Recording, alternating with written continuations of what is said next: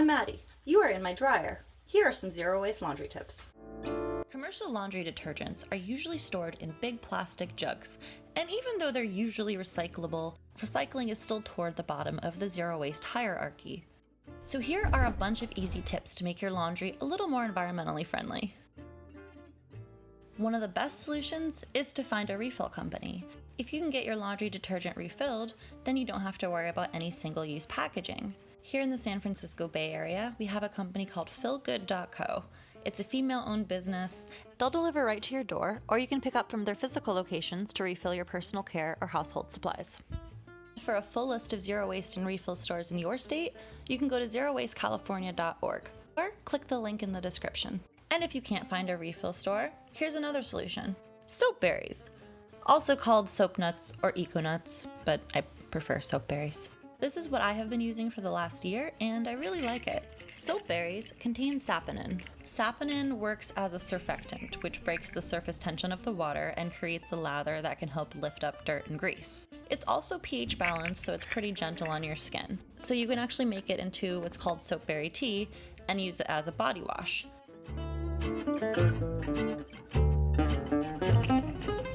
For one load of laundry, just toss 4 to 5 soapberries into a cotton or mesh tote, then tie it tightly.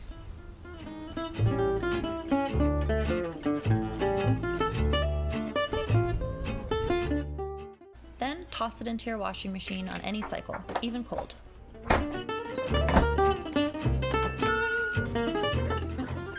Five soapberries are enough for me to do one large wash, and I can usually get about 10 washes from the same berries.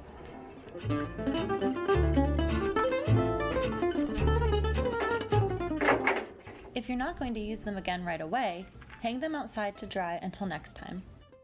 Once they stop creating bubbles, I just toss them into the backyard compost. When it comes to drying your clothes, hanging them to dry naturally is certainly the most environmentally friendly option. No electricity required. But admittedly, it makes your clothes quite hard, which is okay for jeans and some sweaters, and especially dish towels, the ones I reuse instead of paper towels. But there are some things that you might prefer to put in the dryer, like bath towels. Delicious, fluffy bath towels. And since soapberries are unscented, here's a trick to add some fragrance to your laundry. And it gives us a second use for those socks that seem to lose their mates in the depths of the laundry, like Jock, who lost his mate in the Sox Rebellion of 1899. Just take your solo sock and add 10 to 20 drops of your favorite essential oil into the center, and then tie it up. Here are 2 ways. First, the hair tie method.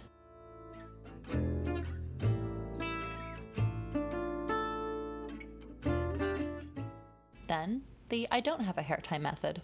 Now, I was just using rose essential oil, which is very light in color, but be careful. Some essential oils can stain, so make sure you're either using a dark sock or one you don't really care about discoloring, like a sock that lost its buddy. And if you don't have essential oil, here's a quick recipe. Peel an orange and dry the peels. You can use the sun, a dehydrator, or an oven set at 200 degrees Fahrenheit, checking every 30 minutes. Then put the dried peels into a sealable glass jar, slightly larger than the one you plan on using, because the peels will take up a lot of volume. Then cover the peels with vodka. Cheap vodka is fine, or you can use schnapps. I like to leave the jar in the sun for the first afternoon, and then I set it aside in the kitchen for 7 days. Finally, strain out the peels, and voila, orange fragrance.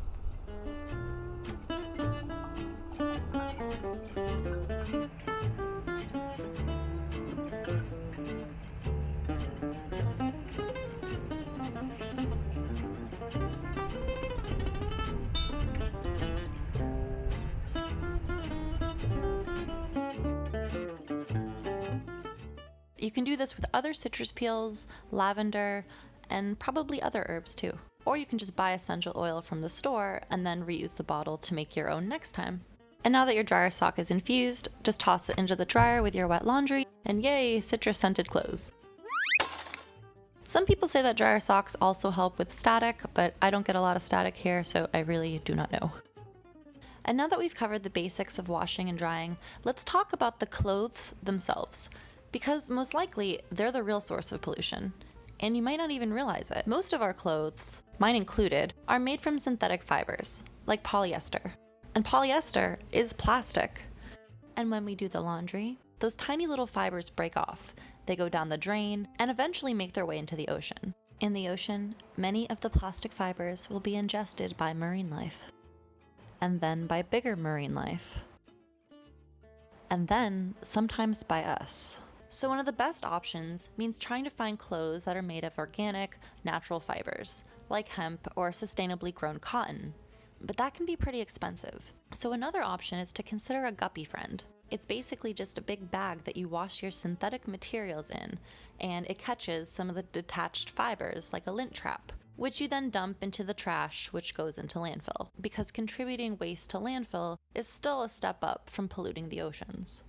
And even though the guppy friends are helpful, they don't catch everything, like nanoplastics or nanoparticles, which are even smaller than microplastics.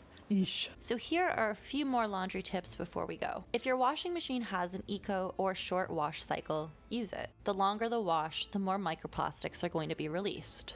Try to wash similar fabrics together. Harder fabrics, such as denim, can rub up against softer fabrics in the wash, which breaks off fibers more easily. For a full list of materials that commonly make up microplastic ingredients, check the link in the description.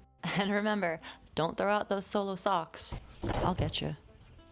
And for more zero waste tips and recipes, check out zerowastecalifornia.org or subscribe. That would be awesome. Thank you all so much for watching. Stay safe.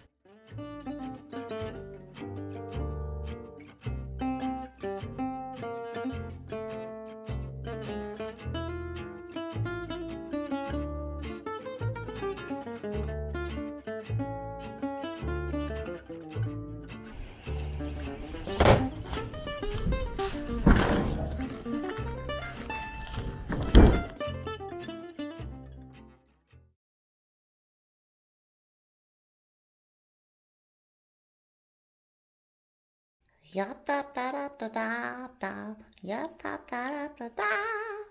Yap tap da da da.